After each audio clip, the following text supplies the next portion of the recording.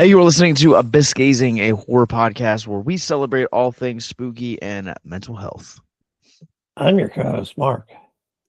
And I'm Billy. And if Freddy wants to offer for me to kill people, just give me the $900 million ticket for the lottery. And I'm Anthony from the Retro Gamers podcast, and I've played the NES game about 1,000 times. Yeah, my name is Josh. I am the other guy here, and sorry to say Jesse is dead because we're talking about Freddy's Revenge, A Nightmare on Elm Street 2.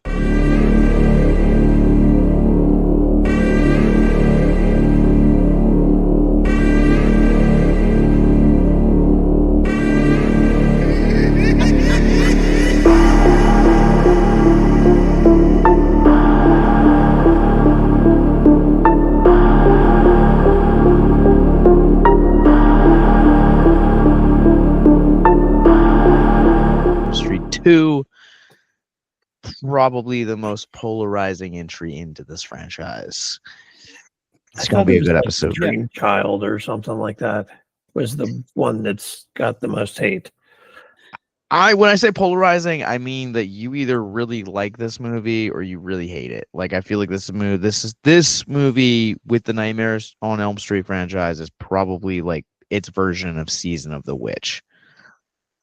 But Season of the Witch was good. Yeah, I'll agree with that. It just shouldn't have been called Halloween 3. If you called it Season of the Witch, it would be a great movie. Yeah. It still is a great movie. Yep. And am I going to be the black sheep on this one? I actually like this movie. You're always the black sheep. It's kind of become his shtick at this point. Mm-hmm. Yeah. What are everyone's thoughts with this movie? The girlfriend had the acting range of a potato.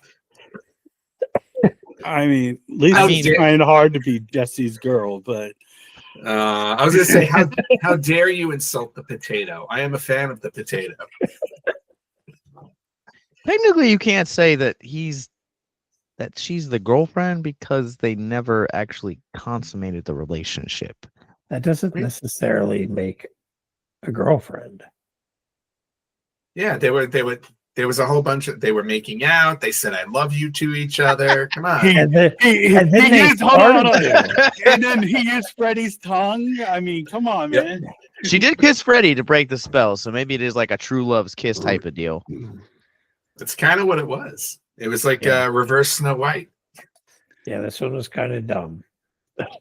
It was dumb. I'm on the fence with it because I mean, going back and watching it and knowing that I've watched Phantasm now with y'all, like the lightning scenes and all in it reminded me of Phantasm and some of the scenes from there, to where they look kind of similar. So I was like, I was picking stuff out. I'm like, wow, this stuff is like, now that I've seen these other movies, I see them in the other movies. So if Freddy came into the real world, what was causing the swimming pool to boil? Science. Magic.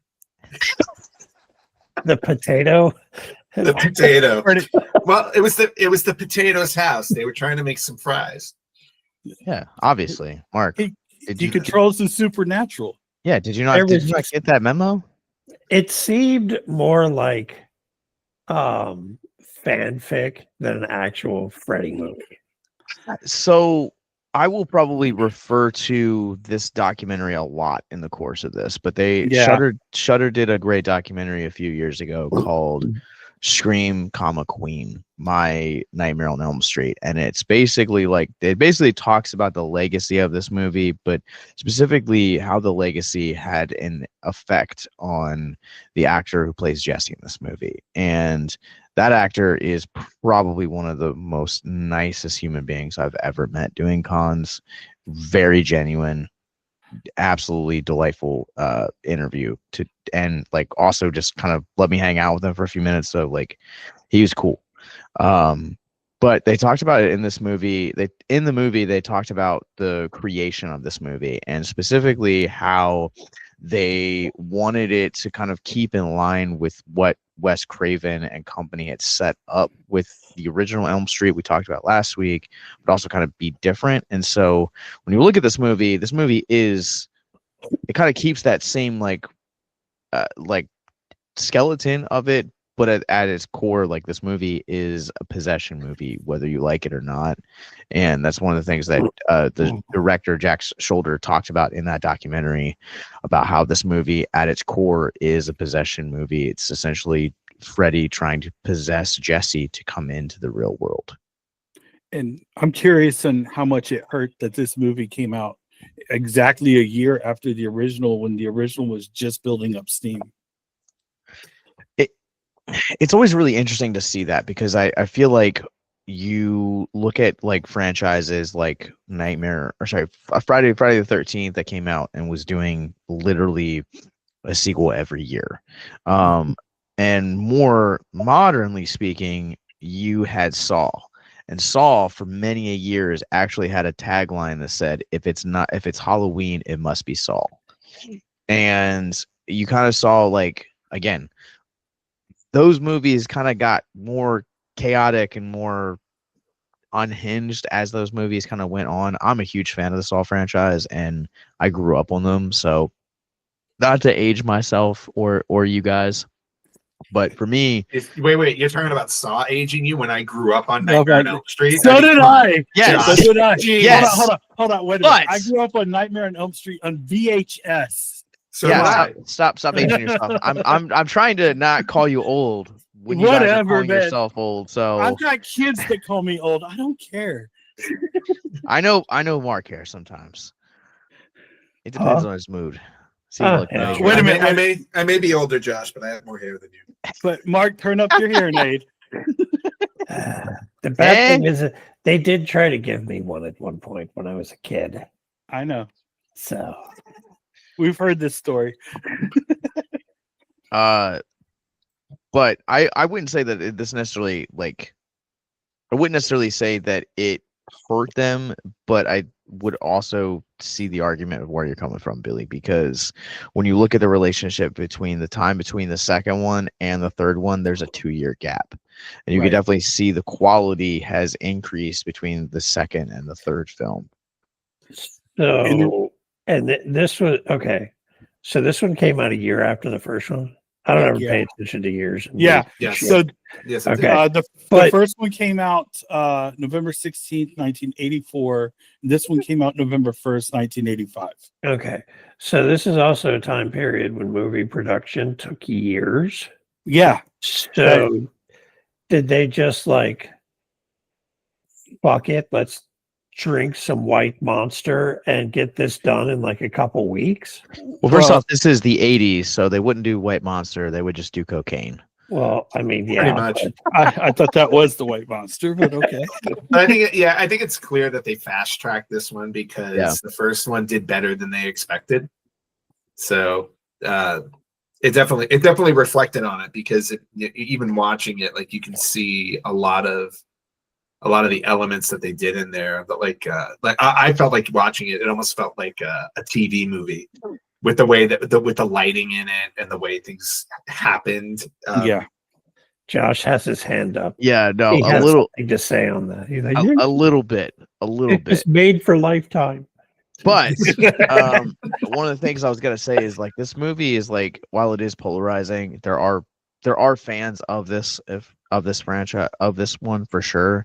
And a lot of the reasons that there are fans of this are very similar to the reason why movies like Rocky Horror Picture Show or Showgirls has a cult following. This movie has been widely embraced by the LGBT community. Yep.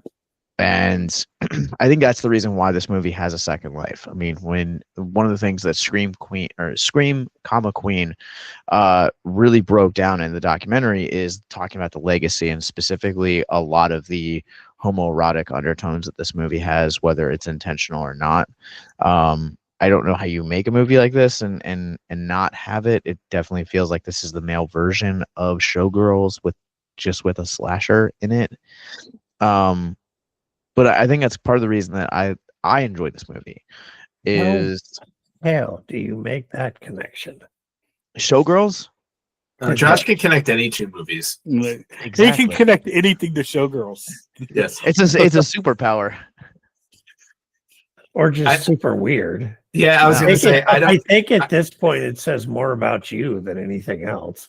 So the reason that I say it, I talk about like the connection between like Showgirls is because Showgirls has been also compared as being kind of homoerotic over the years, unintentionally, specifically between the Elizabeth Berkley character and the Gina Gershon character, which is partially why I compare it to that one, because a lot of the relationship between Crystal and Nomi in that movie feels very much like Jesse and Brody in this movie, or Grady. Sorry, Grady.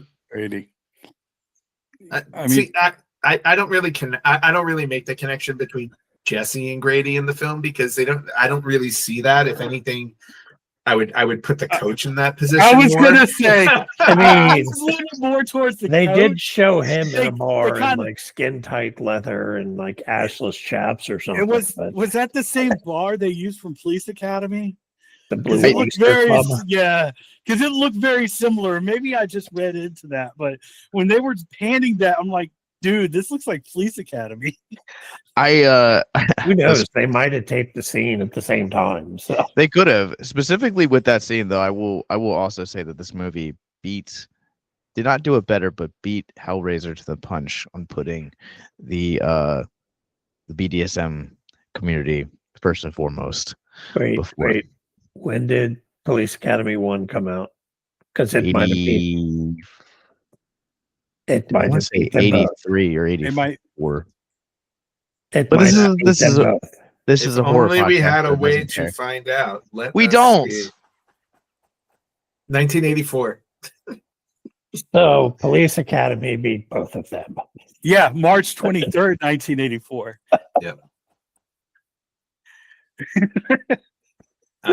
But to your point, Josh, without the Showgirls connection, yes, the homoerotic tones were definitely in there. It's to your point, the reason why this film has had such a revival, especially now we're talking about the 40th anniversary of it. So obviously every decade it seems to come back around. And what's always so interesting is when you see the interviews with the director, Jack Shoulder, he had no clue that there was anything homoerotic about it, or at least that's what, and that's what he claims. And I'm like, okay, I go, which to me is understandable because what he was going for, I think, was really a theme of just teenagers coming of age, which you can argue that is what the film focuses on. But because of all of the homoerotic undertones, that seems to have kind of taken that over. So it is a coming of age story. It's just a coming of age story in a completely different way. That's all. I will also put this. I brought up a connection between this film and Hellraiser. This movie is composed by Christopher Young. This is actually his first ever movie that he ever did, and he would go on to score Hellraiser, which is my personal favorite soundtrack of all time, score-wise. This was not.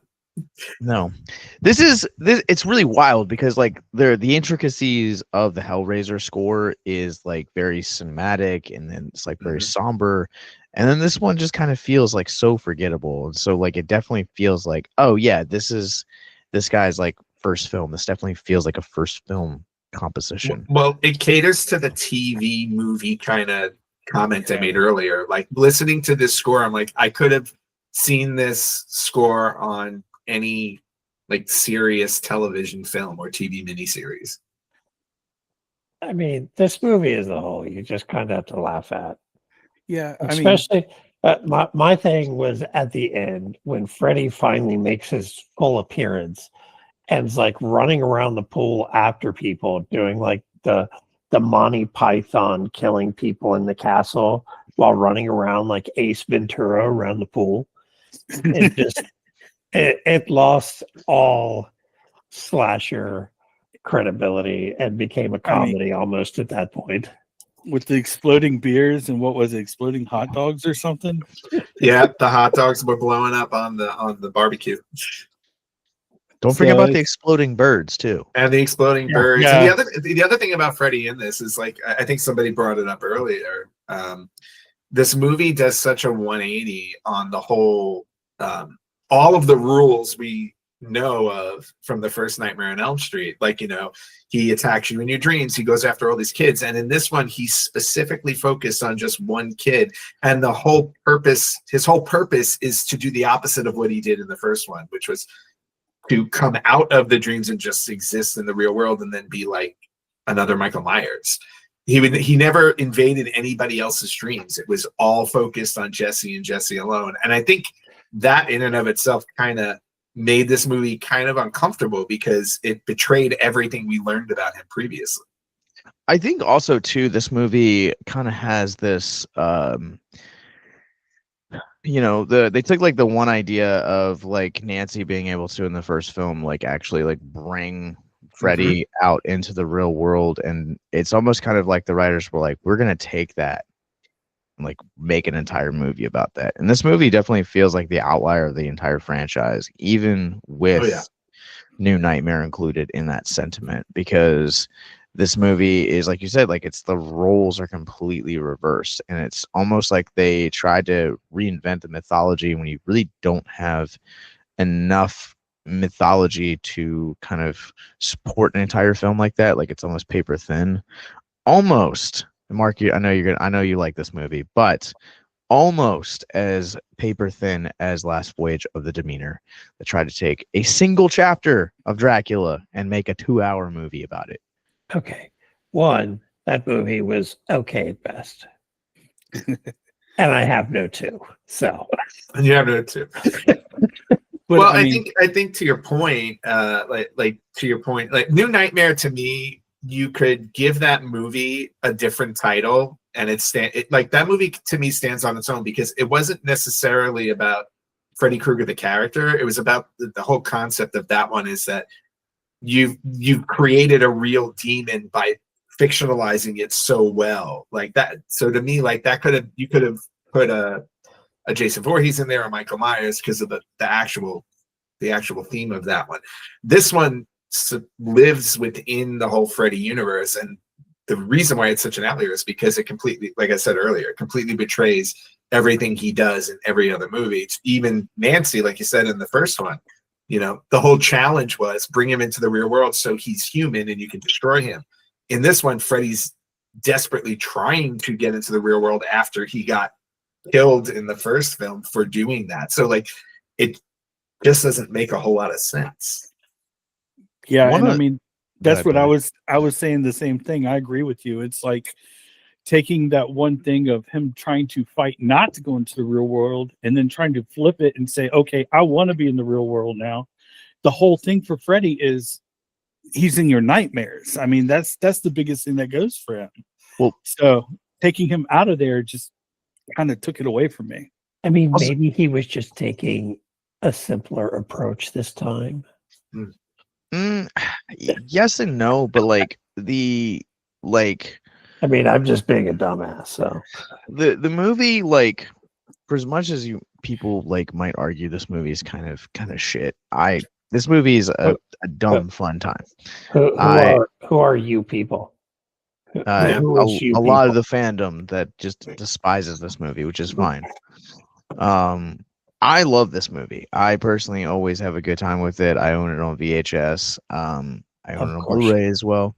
The VHS was a gift from my friend Micah, so I'm not gonna try and. But anyway, this movie definitely feels like it is like you said, like the black sheep of this entire franchise, because it essentially tries to rewrite the rules, and I think that's kind of where it goes bad. It's probably also why the mythology is like so focused on like defining Freddy and defining the rules, kind of moving into parts 3, 4, 5, and even elements of Freddy's Dead. And then we throw it all out the window for New Nightmare, whatever. I mean, and they take in, he gets away, and let's go to the place that everybody killed me in real life. They're never going to find me there, even though there's all the newspaper articles of the factory or whatever burning down. Let's go back there. That's the best place to hide. Yeah. What I also think is really interesting about this movie, when you look at the first film, the first film, like Freddy's essentially like hell bent on revenge to kind of kill the kids kind of associated with the people that essentially had Right. murdered him and like burnt him and like put him in the dream realm. And none of that exists here, which is part of the reason that I think, for as much as I like this movie, I definitely think that it loses a lot of its merit, and a lot of what made the first film so good is that there isn't that emotional element into it. I mean, this is movie like, Anthony brought it up earlier, like this is a quote unquote coming of age movie. This is a possession movie. This is a over the top, really campy movie with homoerotic undertones. It's kind of a mess. Not I kind, like it. Yeah. not kind of. I mean, It seemed like it was trying to do too much, and it seemed like a lot of sequels where it tries to outdo the previous movie. You also And have to. Go ahead, I think they shot themselves in the foot with this one because, like you just mentioned, the other one he was after the kids of the people that went after him. I can say, well, maybe go one more generation, but still have it somewhere in that family line that he's going after the people that killed him, versus like some random people that happens to live in the house and reads the diary. Yeah, and that's also why I think in the third one and beyond, like they went back to that theme, because again, you're dealing with the second movie in what became a franchise, so I understand why they didn't go back to the same well from the first one, because they were trying to do something different. But then when they realized, this is completely off base, and they went back to the core tenets of the first one, that's where they got all of their legs. That, and also making Freddy the real star of the movie, because the first and second movies, I mean, Freddy had more screen time in the second one. In the first one, I think I read online, like he had all of like 11 minutes in that film. He had very, very little screen time in the first one, and that's what made him super scary. In the second one, he gets more, obviously, because of the interplay between him and Jesse. But the third one, he's the star, and he runs the films basically from there on out. How do you guys feel about like Freddy's look in this one? Because he's the same, but there's like certain like elements of his like features that are a little bit different than they were in the first film. I mean, you're talking about the 80s. It was probably a lot harder to be more consistent with makeup than it is now, where they just use molds and redo everything, as opposed to stuff was probably created by hand. See, when I say that it's a little bit differently, when you look at the Freddy Krueger of 3, 4, 5, 6, those next 4 films, he kind of has this like consistent look to him, where he's kind of that Joker, whereas here they really leaned into the possession. They really leaned into the demon. Like his eyes look darker, there's a lot better use of like shadows here. Say what you will about this movie, but Freddy is kind of menacing here.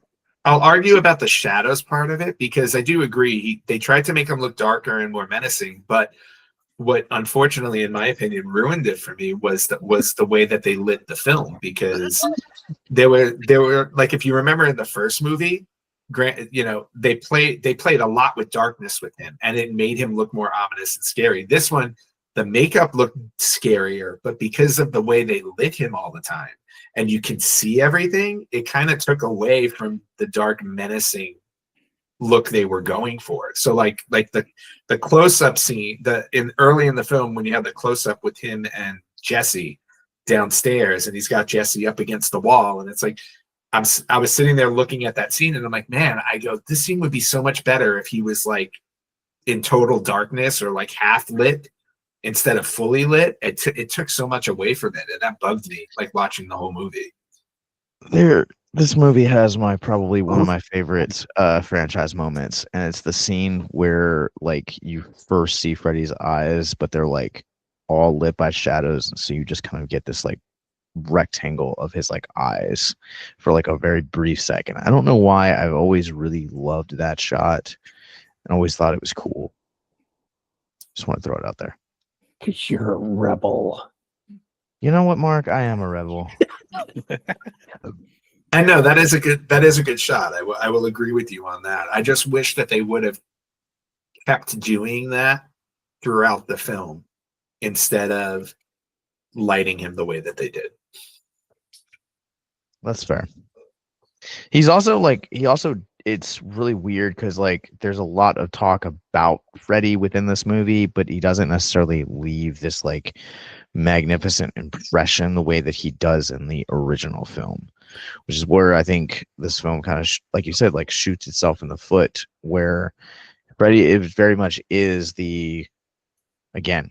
very much the course corrector in 3 through 6, where it definitely feels like they kind of took the Season of the Witch approach to this, and they're like, oh, we didn't put enough of him in here, and so now we're going to put a lot more deep in his mythology, his lore, all of that stuff is going to be like front and center here, whereas this film it takes something new, and I appreciate it for that, but I also think it again doesn't necessarily fit in with the rest of the films. And again, New Nightmare also takes something new and also takes a new approach, but that movie I feel like does it and has better results than Freddy's Revenge. Well, if you look at 1, 3, and 4, like I'm trying to put this the right way. If you look at 1, 3, and 4, whenever Freddy is showing up, his ultimate intent is to kill. Like that is his goal. He's there to terrorize and kill, right? When you talk about 2, 5, and 6, there's a main character that he's trying to either coerce or protect for some reason or another. In 5 and 6, in 5, he's protecting Alice because Alice is having the baby, right? In 6, he's kind of protecting his daughter. And in 2, he spends a majority of his time trying to convince Jesse to kill for him so he can possess him and come out into the real world. And that to me is what made him a weaker character, because he wasn't doing what he really should have been doing, which was being this menacing murderer. Right. Yeah. He also only kills males in this movie. Did you pick up on that? I did not. And Yeah. it honestly, in retrospect, going in conjunction with a lot of the things that the Scream Queen documentary touches on, that's not a huge surprise to me. What I do think is interesting, and I do think is worth kind of also mentioning, is that this is when we get into the land of a lot of the 80s slashers. Primarily, you had final girls. It was very rare that you would have a final boy, Jesse being one of those final boys. I don't know necessarily if he is the first one that the genre has seen of this era, but I do know that he is most certainly one of the pioneers of that. The final boy. The final boy. I kind of agree with you on that, but at the end of the movie, it's the final girl who saves the final boy. Yeah. That's the way it feels. Or was it the final potato? I'm sorry, the final potato.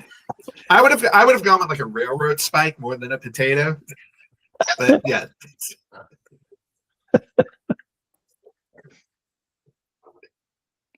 But yeah, like at the end of the movie, it's really Lisa who saves the day.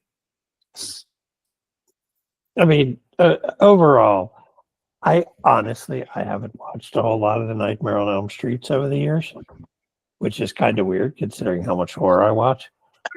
But we talked about this last week when it was just Billy and I, but like we both kind of reached this like conclusion that like Nightmare on Elm Street for both of us was a franchise that like we always enjoyed, but didn't necessarily like, it wasn't up there with some of the other ones. Like for me, like my favorite is, well, through and through is always Halloween. Ghostface and Saw are up there as well. But I also know that there are, because I think Nightmare on Elm Street is Anthony's favorite franchise. Absolutely. Absolutely. And I'll tell you why, because Wes Craven to me is probably one of the most brilliant horror directors of all time. I really like, if you look at his catalog, like there are so many movies that I love that he did, and a lot of them are because his messaging was always on point and he always seemed to be ahead of the curve. to me, when Scream first hit, I remember watching that and saying, I go, this is New Nightmare just 2 or 3 years later, and it hit at the right time. Where like the whole meta idea, because that's what he did with New Nightmare, but it didn't succeed at the time because I don't know if audiences weren't ready. But to me, like Nightmare 1 and New Nightmare were like absolutely amazing horror films because they were specifically Wes's films, and he solely worked on the scripts and the messaging and directed them, whereas all the sequels, obviously 2 through 6, they just became a franchise. Like his film became a franchise, and when franchises happen, you wind up losing some of the messaging along the way because it just becomes all about, it's like, what else can we do with this character and make them cooler? But the reason why Nightmare is my favorite franchise is because to me, the first one and New Nightmare are just absolutely amazing films. And some of the sequels managed to hold up by, giving the Freddy Krueger character, and they made him an icon out of it. And they did that with 3 and 4. 5 and 6 started obviously to make him fall off. But and to me, like, I can always watch these films for that reason. Why are you laughing?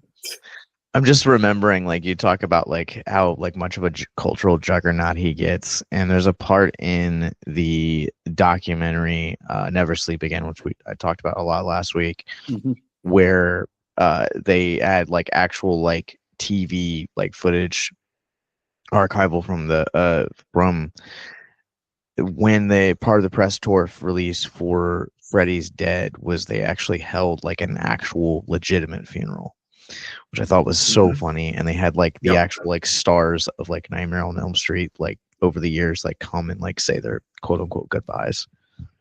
Speaking of stars, Josh. Yeah, since you brought up stars, do you want to talk about it now? We failed to bring this up last week, but congratulations to Robert Englund, who made Freddy Krueger what he is today, and the reason why many other people cannot touch him. Congratulations to him for receiving his long-awaited walk on the Hollywood Walk of Fame. Yeah, something Michael Myers and Jason Voorhees will never get. Yeah, because I mean, they were portrayed by multiple actors, even though certain ones are known for playing them. But yeah. But also, there's really not much character to them. They're these silent killers. I'm not saying there's anything wrong with that. It's just the type of character that Robert Englund had to infuse a character into this guy.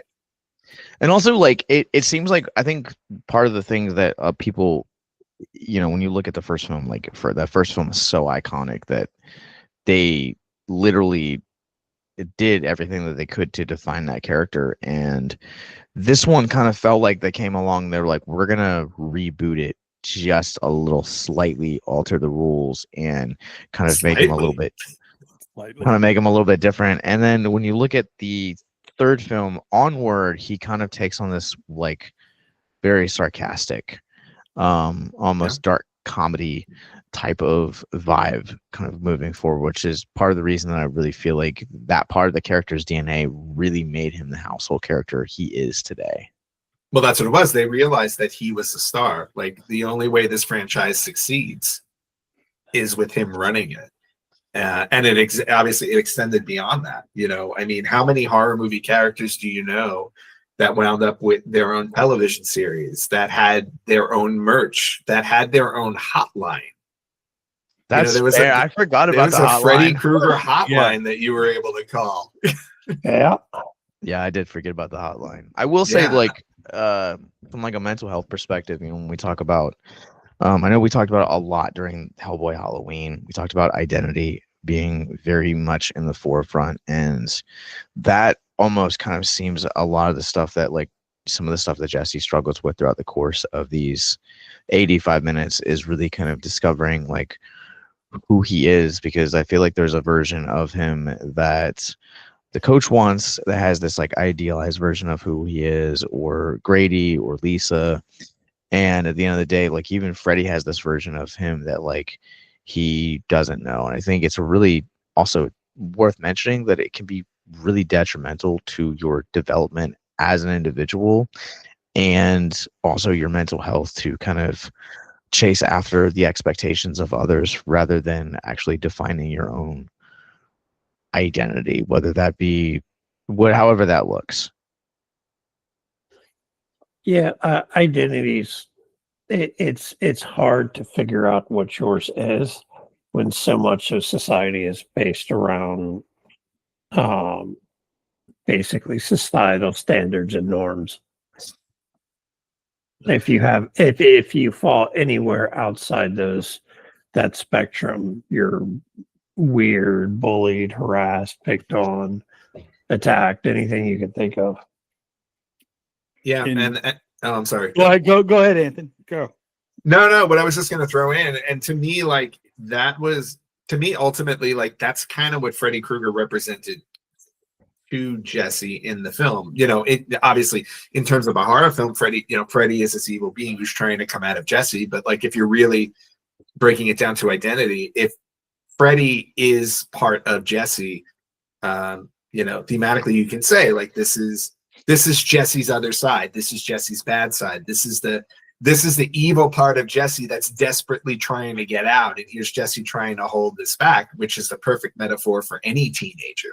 Because obviously as teenagers, we're all trying to find ourselves. So here's Jesse fighting with the evil side of himself, trying to, figure out like, who am I?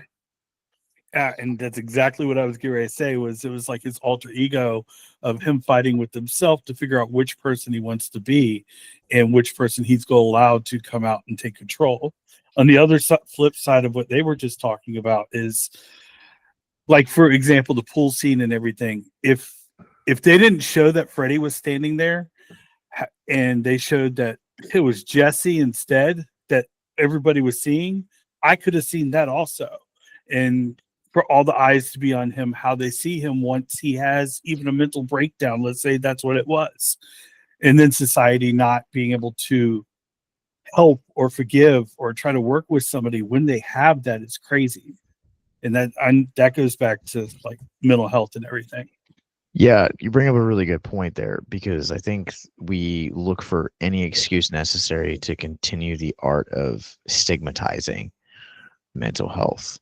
Because if we don't agree with something or if we don't understand something, automatically it's scary. And I think for, the legacy of this film in particular, the reason why it kind of been like bad blacklisted from a lot of horror fans for a long time was not necessarily for its, you can say it's quality, you can argue it's you can argue that it's so different from all the other films that it doesn't really make sense within the course of this. You can even kind of pick a theme of why people hate it that the Scream Queen documentary goes over. But the reason, go ahead. I was going to say, building off what I was saying a moment ago, I think I know that we picked this film apart, but in some of the scenes, instead of flipping it to where Freddy's standing there, if you have Jesse in the glove, I think that would have came across a lot better and a lot cleaner than some of the scenes that Freddy was in. That's just my opinion on that. Well, I think the reason I bring up specifically the legacy and some people's issues with the legacy and comparing it to mental health, and specifically what you were talking about before, is that there are sometimes I think people have expectations for who you should be or what you should be, and that kind of dives into the idea of legacy of mental health, because I think parents have a very specific what they would like from you or what their hopes and dreams for you, and oftentimes those hopes and dreams are going to be like different, right? Than them. I mean, my parents had business growing up. They wanted me to take over the business. I had zero desire to take over and do a family business. Like I wanted to be out of Maryland. I wanted to have a family, all of which, I have worked really hard to like take steps and focus on like what I want and like what I need, because at the end of the day, like I am the person that I am left with 24 hours a day, 7 days a week, 365 days a year, like me. But the Freddy version of Josh is still in Maryland running that business. Yeah, there's a reason that guy's dead. But to build off that, Josh, it's a lot of people, not even that it's their own business. Some families are, my dad, my grandfather, my whoever was military, and I need to be military, and I'm going to be military just because everybody else in my family was. Even if it's not something that makes them happy, they feel obligated to do that. And I know that there's a lot of families out there like that. Oh yeah, the pressure to follow in the footsteps is there with a lot of families. It's a terrible pressure to deal with. I just pissed off a lot of people and did my thing. You do that normally, don't you? I was going to say so. I was going to say so did I. So did I at the end of the day. Two other things I wanted to touch on with this film, if you don't mind circling back to it for a second.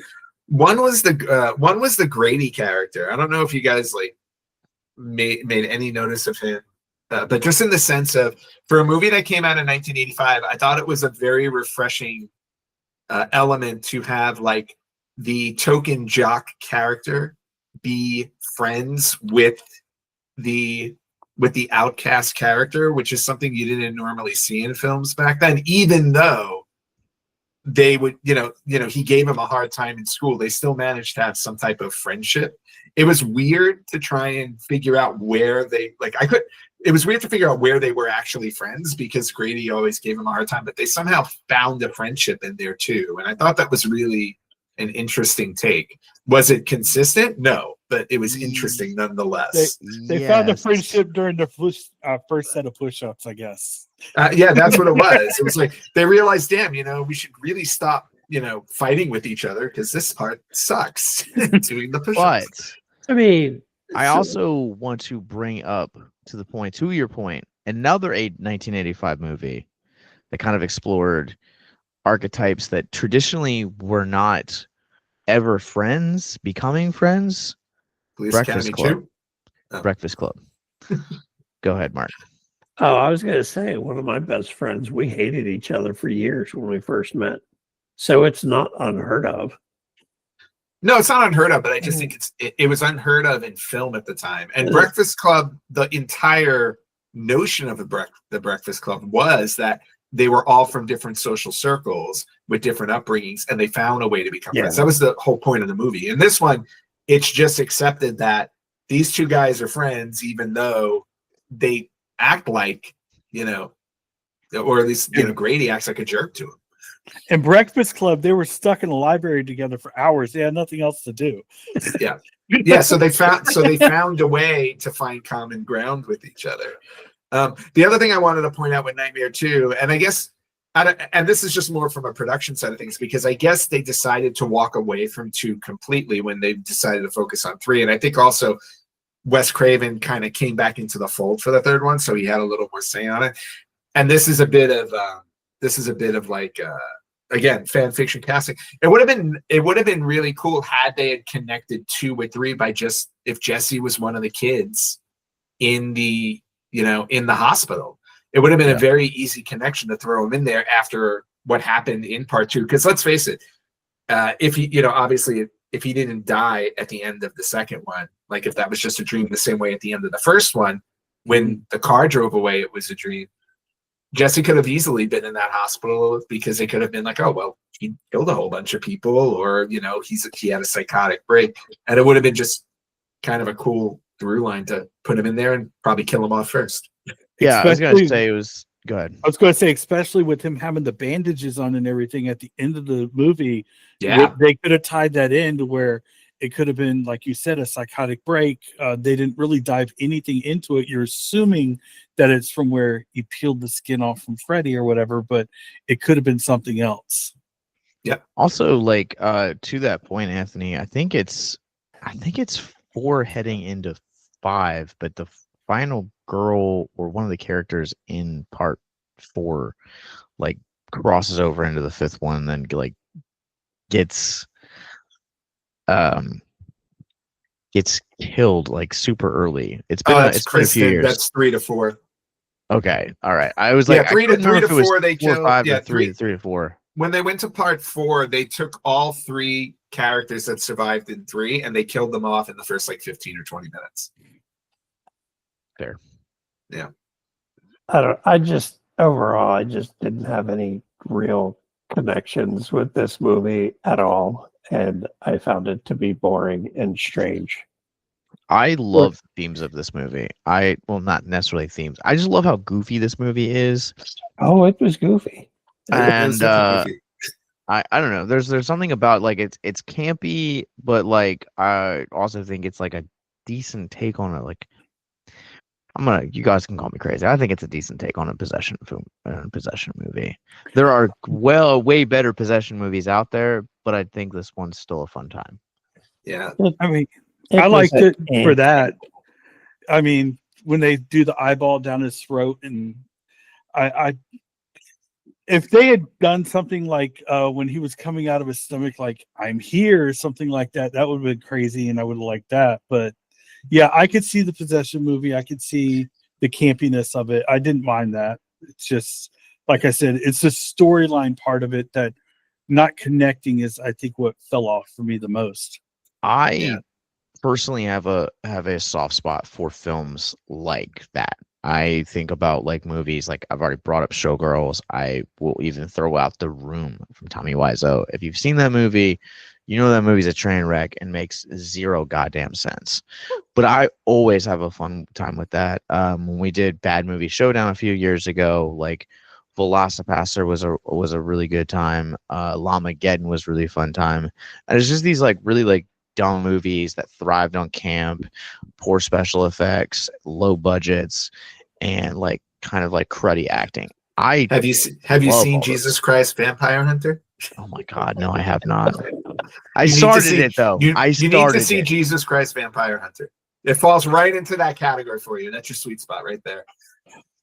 I started it way too soon. But anyway, well, I was gonna say like I agree with the themes. Like I understood the themes that they were going for, and yes, I think on some level they do actually hit that. Like I said, with the whole coming of age story, the homoeroticism, like those elements are all there. The execution of the film as a whole, to me, was just a complete miss because they completely misused the Freddy Krueger character from what they established in the first one. And like I said, the way that they shot the film, to me, actually worked against the film itself with the lighting, the directing, the lack of acting from Potato Girl, among other things. And it's crazy. Didn't they have double the budget on this one? Yeah. What do they do with it? Yeah. I mean, that's what I'm getting at. Because what they did in the first one, like we discussed last week, the simple stuff they had to do just to save money and everything had more of effect than what they did in this one to me, even though some of them were kind of cool and everything. I like the effects of the first one better than this one. I think they spent all the money on the pool scene. Yeah, probably. I'm telling you, that pool party scene was expensive. Like, to make hot dogs explode, man. I was going to say the electric bill on heating that pool to boiling. That's fair. Don't forget the dogs with the faces. Oh God, that was so dumb. Well, I think that's going to do it for us on this Nightmare November episode. But Anthony, it's always a pleasure having you here, my friend. Oh man, you can invite me anytime. I love being on the show. Good, whatever we talk about, good or bad. Thank you.